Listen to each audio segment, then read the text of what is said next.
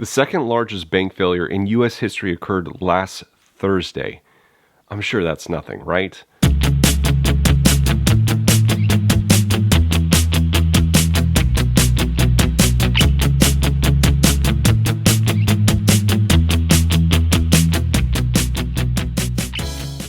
Hey everyone, welcome to Campbell's Coins. Silicon Valley Bank failed Thursday, March 9th, 2023. Depositors were shocked Friday to learn that they were no longer able to access their accounts. You want to know how fragile the U.S. economic system is? Depositors started withdrawing from a bank, and within a day, it crashes. Do this action with nearly every other bank out there, and you'll get the same result. Except that's not exactly what happened with SVB. How did SVB collapse? SVB was a central player in the innovation economy, especially within Silicon Valley. It was the essential bank in the startup ecosystem by providing specialized financial services, expertise, and a valuable network. It helped many startups with venture debt, corporate banking, and asset management.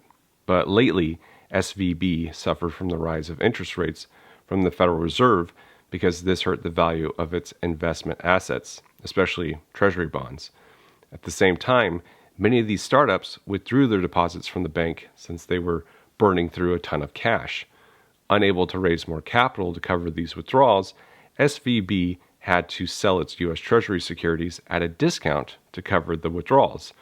The rising interest rate had made the existing bonds less valuable, meaning SVB was taking a significant loss. According to records, SVB had $209 billion in total assets and $175 billion in total deposits.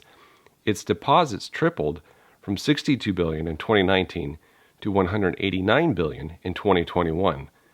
They decided to put this money to work, but couldn't loan out a majority of it, hence the Treasury bond investing. Yet, with all the sell-offs in bonds, SVB couldn't raise $2.25 billion to cover these withdrawals. Investors saw this happening in real time and began selling off their stocks. This collapsed the bank entirely. That is fractional reserve banking at its finest, ladies and gentlemen. Banks don't have the cash to cover withdrawals. In SVB's case, it was just 1% of withdrawals. That's pretty scary. Many other banks are in the same position. Wait a second. Isn't there supposed to be some sort of regulation to prevent things like this? Just because things exist doesn't mean people follow the laws. It also makes you wonder the point of the people working as regulators. Are these people just collecting a paycheck from taxpayers while looking the other way and not doing their job? Why is SVB's failure really important? Well, for starters, it's the second largest bank failure in the United States, right behind Washington Mutual that happened in 2008. Many banking stocks took a hit on Friday. Estimates of $50 billion in losses for these banks in just a single day. And this could be just the start of larger issues and collapses. The FDIC covers up to $250,000 in deposit loss. I'll discuss this more in a little bit.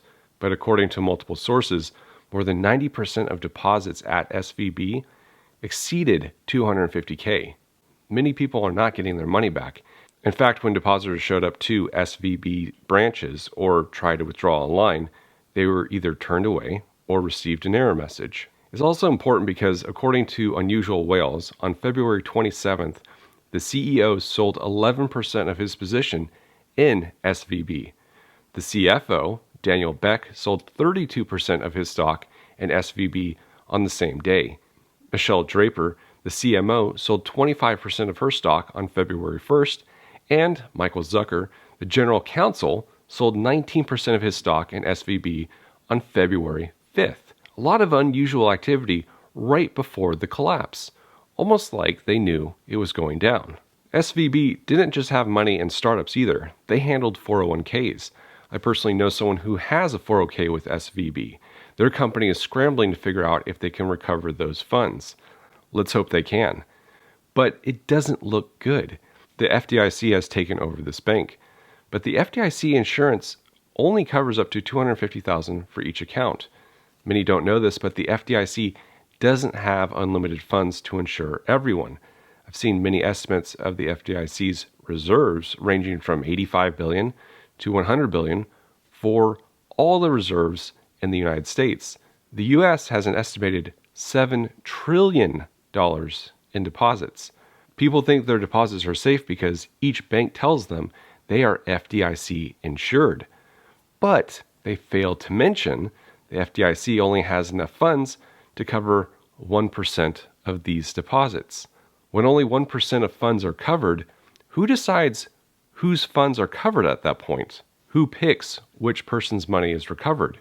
You can bet it's people with connections, power, and money who are covered first. And that's really stunning to me. Many people go throughout their lives thinking that the bank has them covered, but it's a very false sense of security. Another reason to not trust the banks is the banks don't trust themselves. Banks can make loans between themselves as long as they have enough liquidity. And this is called interbank lending. But during uncertain times like depressions, recessions, these loans virtually slow to a halt. The loan stops because they don't trust the other bank from failing. Here's a clip from December 2022 of bankers discussing the public's right to know about financial crises and the importance of keeping up the facade. Accessible when people need to know, but I don't think you have much hope of reaching a public that doesn't have a professional need to know. I completely agree with that. I almost think you'd scare the public if you put this out. Like, why are they telling me this? Should I be concerned about my bank? Like, my insurance company doesn't tell me what they're doing with my assets. They just assume they're going to pay my claim. Right? I think you've got to think of the unintended consequences of taking a public that has more full faith and confidence in the banking system than maybe people in this room do.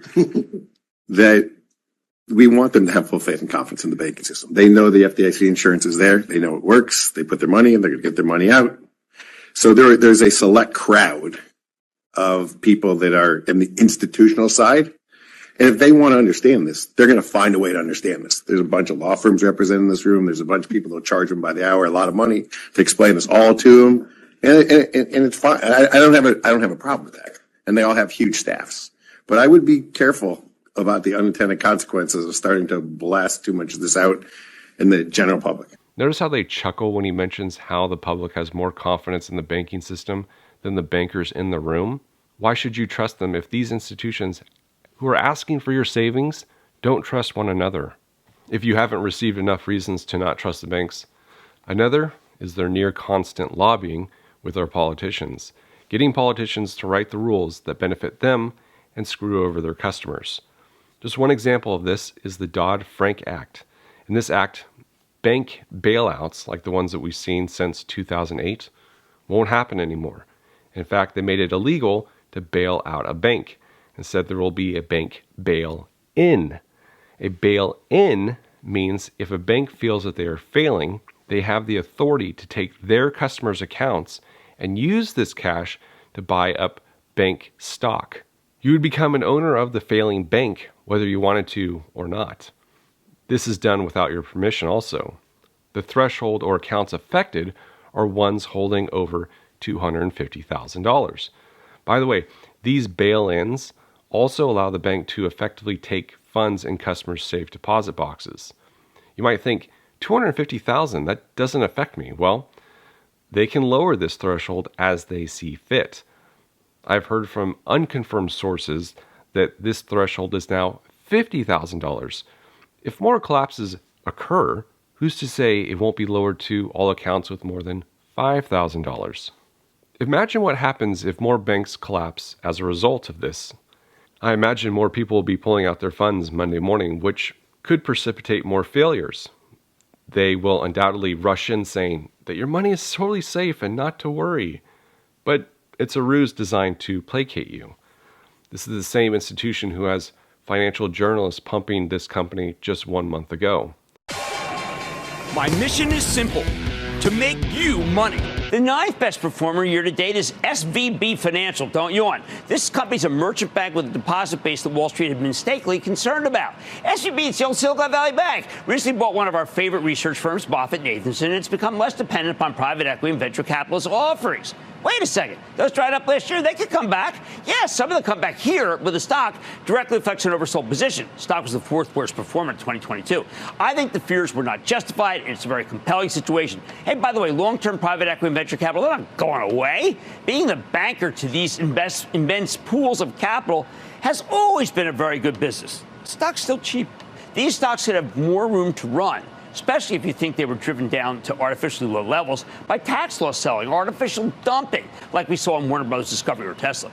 This person also heralded Sam Bankman-Fried of FTX as the next JP Morgan of this generation, just before FTX collapsed. I wonder if good old Jimmy received kickbacks or payments from FTX and SVB. If he didn't receive any, makes you wonder just how much research he does before putting on a show. Remember in 2008 when executives of dozens of bailed out banks and businesses gave themselves millions of dollars in bonuses after they were just bailed out by you, the taxpayer? We were pretty pissed off, but nobody did anything. Literally no one stepped in and stopped them from doing this. Fox Business just reported this morning SVB gave company-wide bonuses just hours before they announced their failure. If 2008 wasn't alarming enough, this should be setting off sirens for folks. These institutions don't care about you or your hard-earned money. How do you protect yourself from being affected by a SVB-style collapse? This channel is designed to help you navigate these waters. If you have a question, chances are pretty good I answered it in one of my videos. I don't keep a lot of cash in the bank. I pull out a good portion and I put that worthless cash into precious metals like physical gold and physical silver. And I do this because if you don't hold it, you don't own it. And why don't I just hold cash? You're more than welcome to, but just understand, since 1913 when the Federal Reserve was adopted, the dollar has lost 97% of its purchasing power. With constant inflation, I don't want my wealth in something that drops in value. Good luck getting your cash from the bank, though. Many have installed delayed withdrawals to mitigate bank runs. These thresholds are pretty low, too. $10,000 in most cases. Many folks will find this out this week.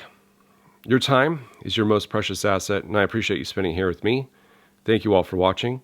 This is Campbell's Coins, and that is my 2 cents. Don't trust big banks or small banks. Banks are Ponzi schemes run by morons.